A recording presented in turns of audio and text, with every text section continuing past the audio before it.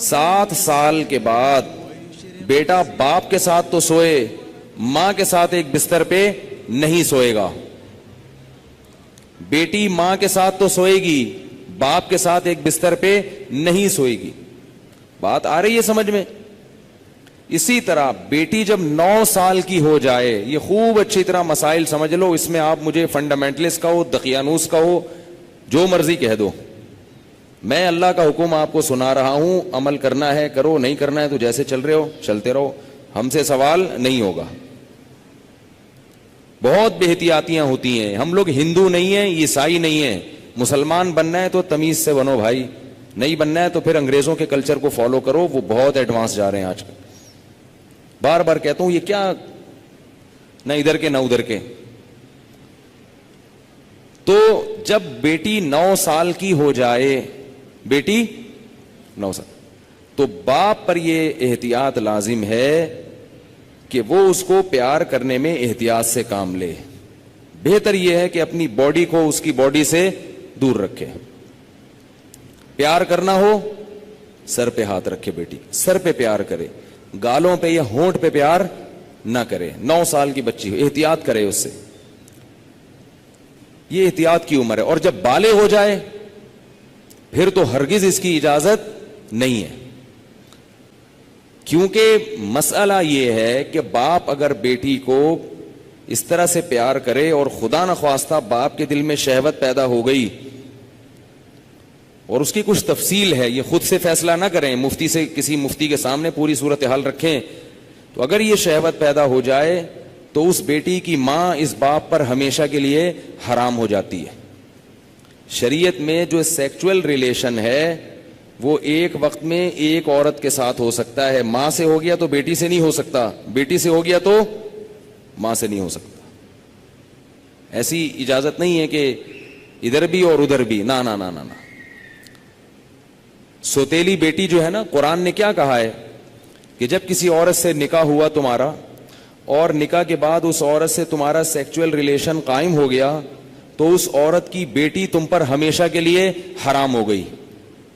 اب اس بیٹی سے کبھی بھی قیامت تک کے لیے نکاح نہیں ہو سکتا. اگر وہ ریلیشن قائم نہیں ہوا اور ریلیشن قائم ہونے سے پہلے طلاق ہو گئی تو بیٹی سے شادی ہو سکتی ہے.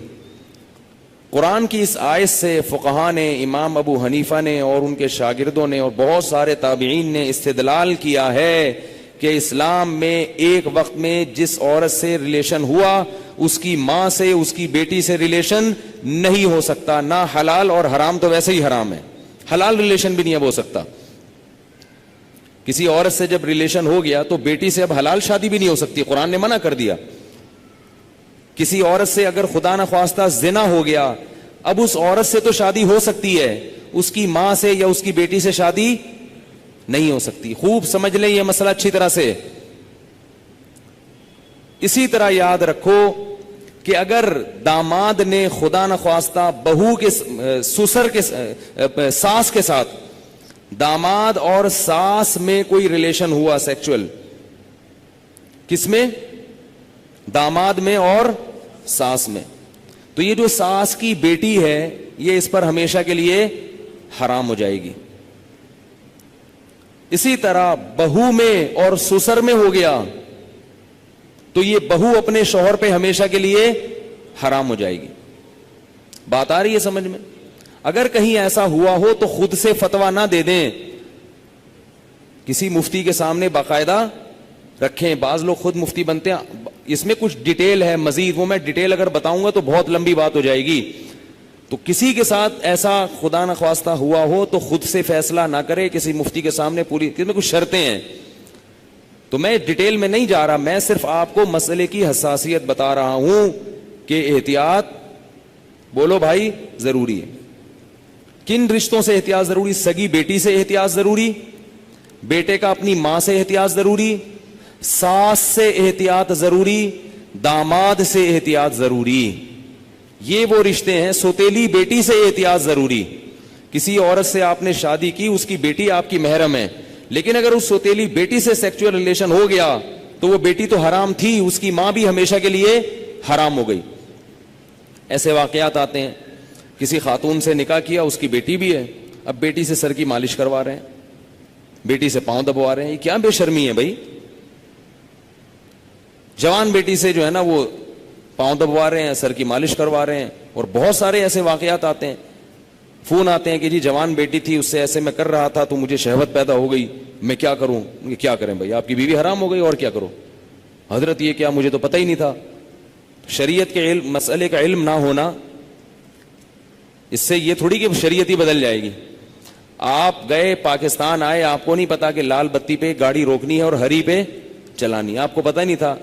لال بتی پہ آپ سگنل توڑ کے آگے چلے گئے, پولیس والے نے روکا تو آپ کہہ رہے مجھے تو پتہ ہی نہیں تھا کہ لال پہ رکتے ہیں. چھوڑ دے گا آپ کو وہ؟ تو اسی طرح اللہ بھی نہیں چھوڑتے کہ پتہ ہی کوئی نہیں, آپ کو پتہ ہی نہیں تھا آپ کو. تو یہ خوب سمجھ لیں, ان رشتوں میں احتیاط کی بہت سخت ضرورت ہے. اسلام پاکیزہ نظام بنانا چاہتا ہے. بہو گھر میں آئی ہے تو سسر کے لیے وہ بیٹیوں کی طرح ہے. جب بھی اس پہ نگاہ ڈالے, کیسی نگاہ ڈلے گی؟ بیٹی جیسی. اور اس کو ہاتھ نہ لگائے. پیار کرنا ہے بہو کو, سر پہ ہاتھ رکھے. سمجھ رہے ہیں؟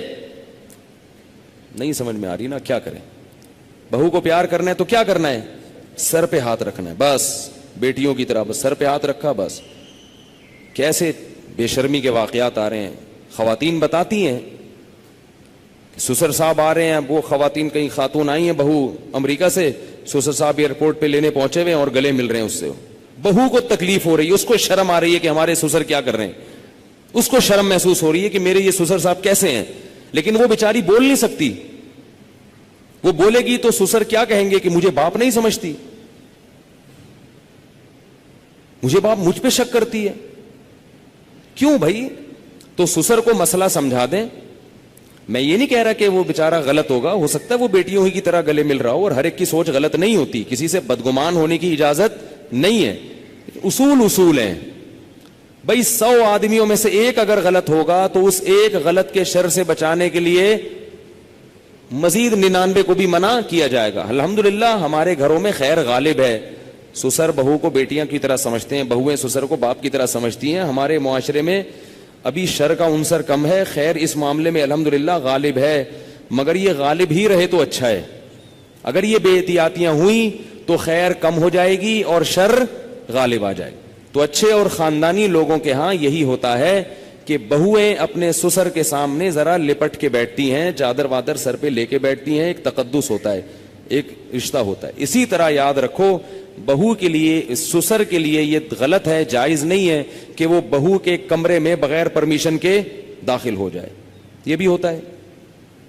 سسر صاحب کیا کرتے ہیں, شادی ہوئی ہے, دروازہ کھول کے بہو کے کمرے میں گھس گئے. وہ بیچاری کس حال میں بیٹھی ہوئی ہے, کس حال میں لیٹی ہوئی, اور اس کو غصہ آتا ہے تو کہتے ہیں میں باپ ہوں, میں بھی پرمیشن لے کے آؤں. تو حیا بھی کوئی چیز ہوتی ہے. تو جوان بیٹی کے کمرے میں باپ کو اس طرح نہیں گھسنا چاہیے. بیٹی کا بھی باپ سے کوئی حیا تو ہوتی ہے نا. تو اس لیے ان چیزوں میں احتیاط برتو. ہم کسی پہ الزام نہیں لگا رہے, کسی پہ شک نہیں کر رہے, یہ سارے کیسز ہو رہے ہیں. ایک صاحب کہتے ہیں کہ میرے والد صاحب نے میری بیوی کے لیے چوڑیاں لاتے ہیں تو میری بیوی کا ہاتھ پکڑ کے اس کے ہاتھ میں چوڑیاں ڈال رہے ہیں. وہ صاحب کہہ رہے ہیں مجھے اچھا نہیں لگ رہا کہ میرے ابا میری بیوی کے ساتھ ایسا کیوں کر رہے ہیں. اس کو غیرت آ رہی ہے بیٹے کو کہ یار یہ ابا کیا کر رہے ہیں. کہہ رہے لیکن ابا کو بولو تو ابا کیا کہیں گے, مجھ پہ شک کر رہا ہے, مجھ پہ شک کرتے ہو, میں کوئی برا آدمی ہوں, میں کوئی ایسا ہوں. تو بھائی شک کی بات نہیں ہے. ابا کو بتا دو, ابا آپ بہت اچھے ہیں, بہت اچھے ہیں, لیکن آپ کو شریعت نے اس کی اجازت نہیں دی ہے کیونکہ اس سے شر پھیل سکتا ہے. سعودی عرب کے مفتی اعظم جو سابق تھے, بڑے پرہیزگار عالم تھے, ان کا یہ فتویٰ تھا کہ اگر ساس جوان ہو اور داماد بھی جوان ہو تو ساس کو چاہیے کہ داماد سے پردہ کرے. بہتر ہے, واجب تو نہیں ہے لیکن بہتر ہے. اسی طرح اگر سسر بالکل جوان ہو اور بہو بھی بالکل جوان ہو تو بہو کو چاہیے کہ وہ سسر سے اس زمانے میں پردہ کرے. تو ہم یہ تو نہیں کہہ رہے کہ پردہ کرے, ہم تو آسانی دے رہے ہیں. پردہ نہیں بھی کرتی تو کم از کم احتیاط لازمی کرے. یہ تو وہ رشتے ہیں جو اللہ نے حرام کر دیے.